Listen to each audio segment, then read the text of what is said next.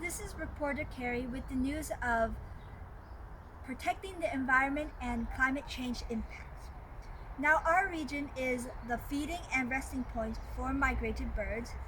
It has many important fish habitats, and if we protect the environment, it will help boost the regional ecological health. Now, strategies we have for achieving our goals. Strategy 1 is to protect conservation and recreation lands.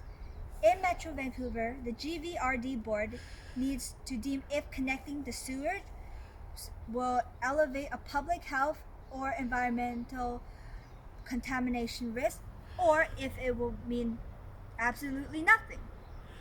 Now, for the municipal, they need to adopt the regional content statement, which includes identifying the areas and boundaries on the map, the land use policy on the supply of high quality drinking water, environmental conservation, recreation, education, research, training, utilities, commercial tourism activities, and the limited agriculture. Other governments and agencies have requested that any utility and translate operation to avoid any fragmentation unless it is unavoidable. Then they must consider migrating their impacts with the possibility of enhancing their areas. Strategy 2 is protecting and enhancing natural forest features. Metro Vancouver needs to collaborate with other agencies to develop and maintain the recreation of the Greenway network. They also need to collaborate with the municipalities and the agency to protect, enhance, and restore ecological system, features, and corridors. They need to establish buffers along the watercourses, coastline, horticultural land, and other ecological features. The municipal needs to indicate how ecological areas and features will be collaborate with agencies on the recreation of the Greenway, and they must connect the bikeway, greenway, and community trails.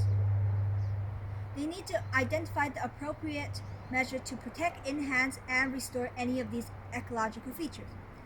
Other governments and agencies have requested that Translate coordinate the development of regional cycling networks with Metro Vancouver. They need to collaborate with the federal government and provinces to enhance the protection on endangered species and their habitats. Now, strategy 3 is encouraging land and transportation infrastructure that will reduce energy consumption, greenhouse gas emission, and improve the air quality. Metro Vancouver needs to make sure that we are able to meet our target on reducing greenhouse gas emission. They also need to work with others to monitor the energy consumption on greenhouse gas emission and the air quality, so that they can promote best practice and develop guidelines to support their ideas. Now, the municipal need to identify how they will use their land development and transportation strategy to meet the reduction targets on our greenhouse gas. Other government and agencies have requested that Translate collab with Metro Vancouver and the municipal to establish criteria for defining major development proposal, that they preserve reductions on the common air contaminant and greenhouse gas emission by its transit fleets and operation, and manage the goal of increasing fuel efficiency. Lastly, strategy 4 is to encourage land use and transportation infrastructure that improves the agility to withstand climate change impacts and natural hazard risk. Metro Vancouver needs to incorporate climate change and hazard risk assessments. They need to research and promote best practice